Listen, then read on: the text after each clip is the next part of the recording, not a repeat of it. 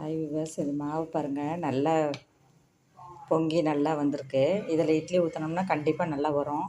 நான் ஊற்றி காமிக்கிறேன் பாருங்கள்.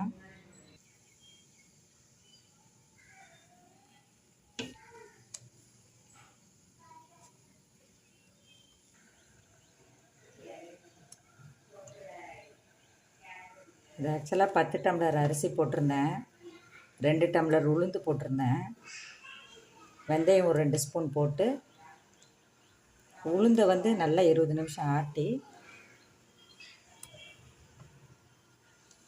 கொஞ்சம் புளிச்ச மாவு ஊற்றி இது பண்ணியிருந்தேன். அதனால் இட்லி பாருங்கள் நல்லா வந்துட்டு வரும். பாருங்கள், இட்லி நல்லா மெத்து மெத்து நல்லா வந்திருக்கு.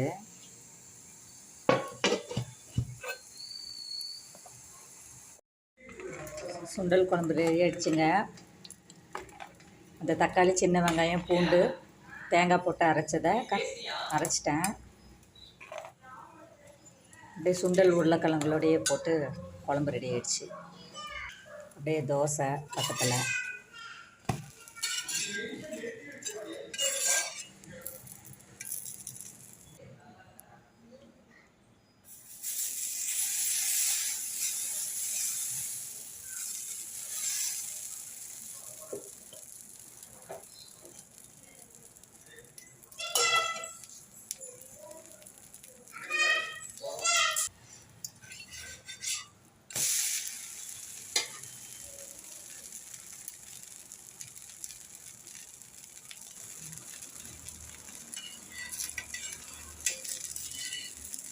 தோசை ரெடி ஆகிடுச்சு.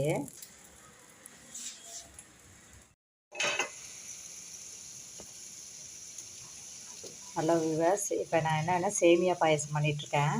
சேமியாவை நல்லா நெய்யில் வறுத்துட்டு பால் ஊற்றி அதை வேக வச்சிட்ருக்கேன். ஏற்கனவே அதில் இது போட்ட ட்ரை ஃப்ரூட்ஸ் கொஞ்சம் போட்டிருக்கேன், பாதாம்.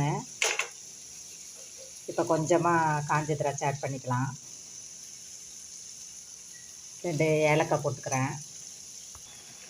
சேமியா வெந்துருச்சு. இப்போ சர்க்கரை ஆட் பண்ணிடலாம். அப்படியே கிளறலாம்.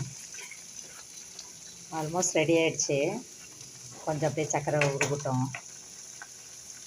சேமியா பாயசம் அப்படி தான், நீங்கள் எப்படி பண்ணிங்கனாலும் அந்த டேஸ்ட் வந்துடும்.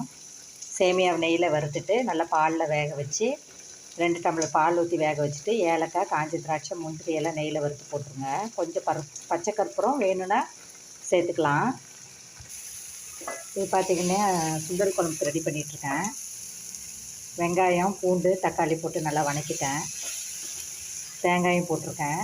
நல்லா வதக்கிட்டு சாம்பார் பொடி 1 ஸ்பூனும் கரம் மசாலா தூள் 1 ஸ்பூன் போட்டு வதக்கியிருக்கேன். உப்பு ஆட் பண்ணியாச்சு, மஞ்சள் தூள் ஆட் பண்ணியாச்சு. இப்போ மிக்சியில் அரைக்க வேண்டியது தான். நல்லா வறுத்தாச்சு. சின்ன வெங்காயம், பூண்டு, தக்காளி, தேங்காய், கரம் மசாலா தூள், சாம்பார் பொடி. குருமாவுக்கு தேவையான சுண்டலும் உருளைக்கிழங்கு வேக வச்சாச்சு. இப்போ இந்த மசாலாவை வந்து மிக்சியில் அரைச்சிட்டு அப்புறமே நம்ம சுண்டலையும் உருளைக்கிழங்கு சேர்த்துடலாம்.